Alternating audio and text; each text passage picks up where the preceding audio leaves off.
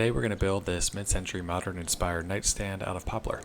The build video is split into two. This one's going to cover the body and legs, and the next one, which will be out shortly, will cover the drawers and everything else.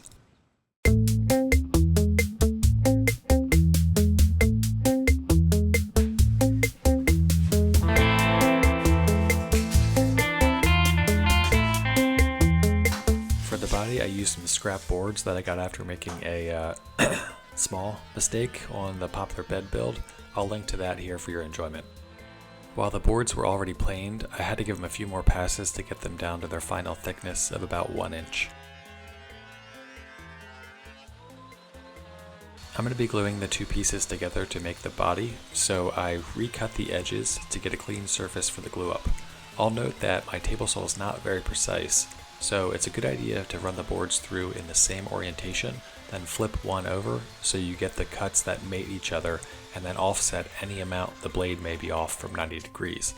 I'll include a recent video from Chris Salamone who describes this a little bit better than I just did. For the glue up, I didn't use any biscuits or dowels because I honestly just kind of forgot. If you have either of those options, it's definitely a good idea. It'll help keep things aligned.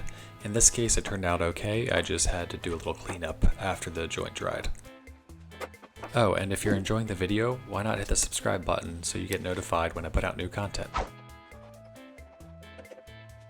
Here I'm rubbing sawdust into the joint. This will help to keep things from sticking and also make it look a little bit better afterwards and hide any imperfections.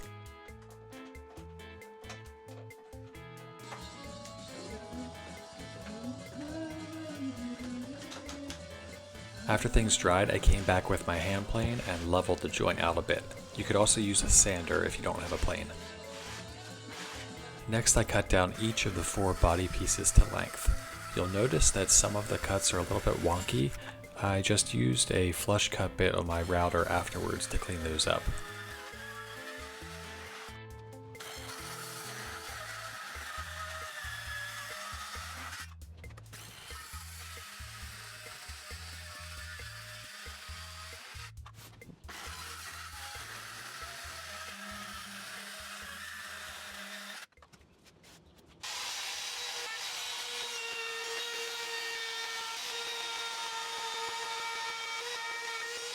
I decided to go with butt joints instead of miters for the corners, mostly just for looks. This time I did use my biscuit joiner. It'll keep everything in place really well.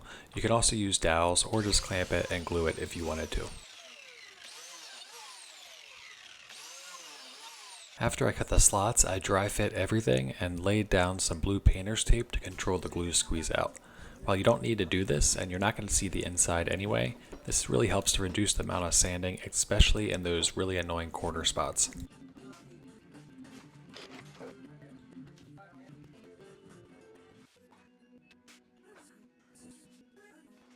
Once everything was glued up, I used my one strap clamp I had and augmented it with a couple other clamps to make sure everything was nice and snug.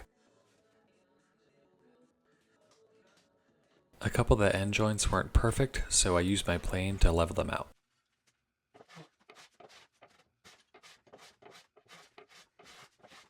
I used my router with a rabbet bit to create a recess in the back to hold the back panel. Then I used a chisel to square up the corners that the router couldn't get.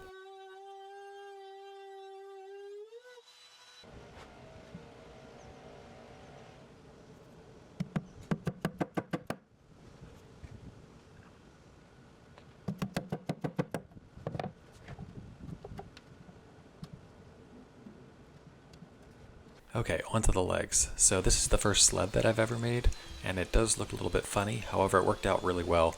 The wood is held into place by a piece of double-sided tape, and I took one pass on 2 different sides that are next to each other to create a slight miter that I was looking for.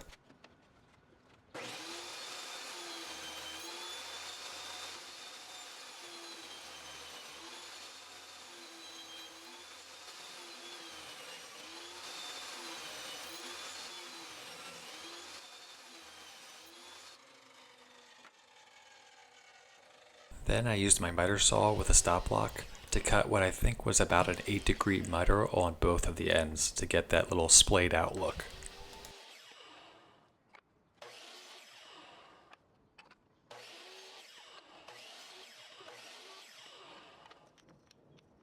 To round over the edges of the legs, I used the round over bit on my router. Now I don't have a router table, so I had to get creative. I'm sure I'm going to get some grief for this, but I felt 100% in control when I was doing this. If you don't while you're doing something like this, don't do it. It's very dangerous.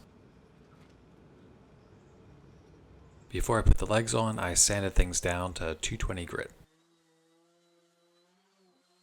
To attach the legs, I decided to use glue and a pocket hole screw. In order to keep it in place while I screwed it in, I created a little seat for it.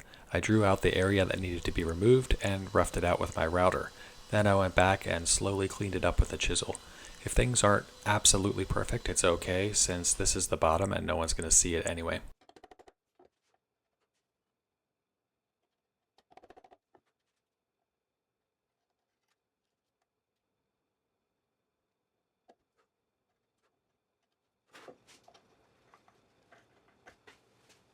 Before putting the legs on, I filled any cracks that existed with a little wood glue and sawdust.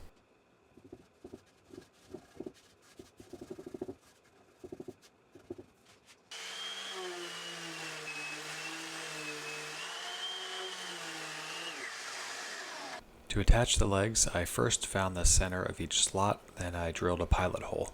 I used a speed square to keep things nice and straight.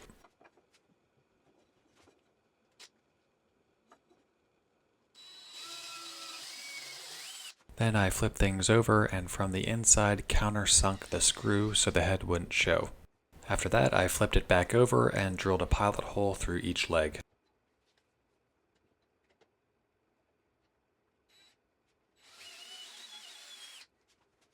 Finally, I just glued and drove a screw into each one, filling any cracks with glue and sawdust.